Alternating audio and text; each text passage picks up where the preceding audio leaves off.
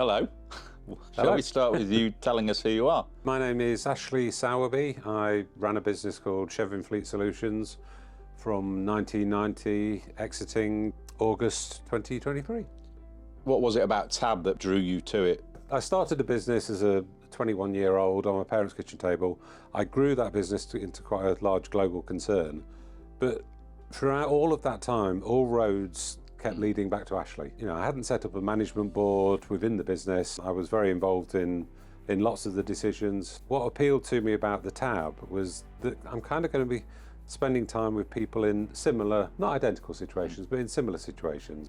Running a business, being ultimately responsible for everything, can be a lonely place. And it's interesting to see how different people see what appears to be the same situation.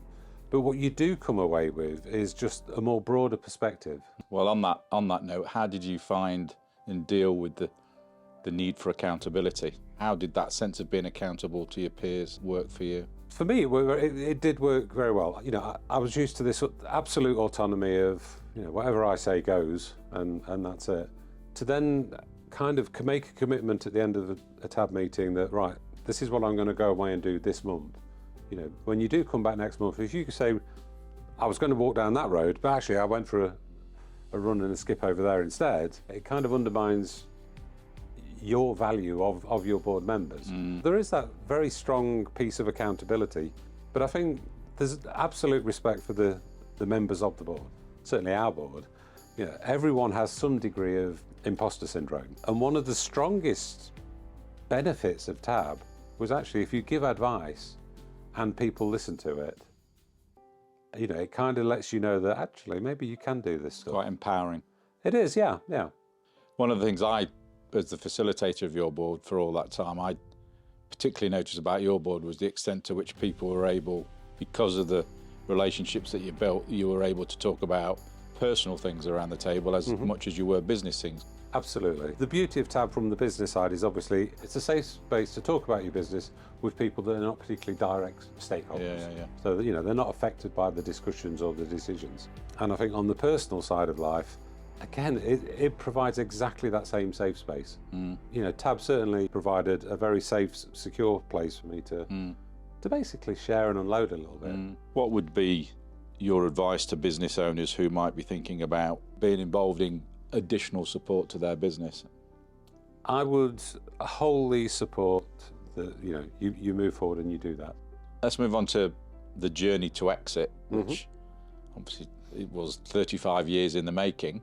Thinking about when you made the decision that you wanted to exit, can you reflect on that? I remember you saying maybe 2-3 summers ago, I want out. I'd certainly got to that point. There'd been things that had happened in, you know, my personal life, made me realise that actually running Chevin wasn't, you know, the be-all and end-all of what I wanted from my life. I do take the view that you're here once, so you've got to make life work for you. I'd been having exit conversations for easily 15 years, but it's always been, you know, great, let's keep in touch and, you know, we'll speak at some point in the future. A few years ago, I did just get to that point where I thought, you know what, I am now actually ready to not be doing this anymore.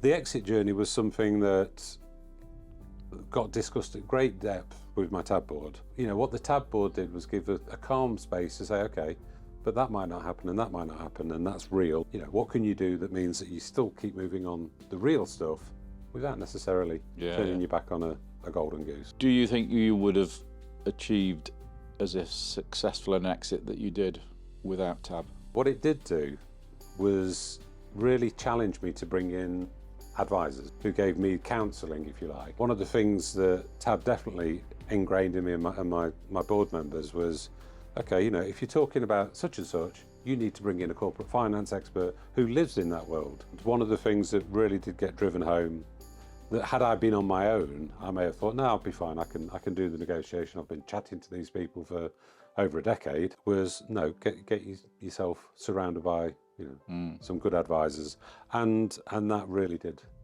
pay for itself many times over. This is the final question. So other board members, other people thinking about joining TAB will have exit not even on the horizon. What's the one piece of advice you would give those people who don't have it on their horizon? exit should always be on your horizon. Simple as that. Ultimately, you know, why are you running a business? What do you want? And always have an exit strategy. Even if you don't execute it, you should always have it in mind. Thank you very much. Thank you. Cheers.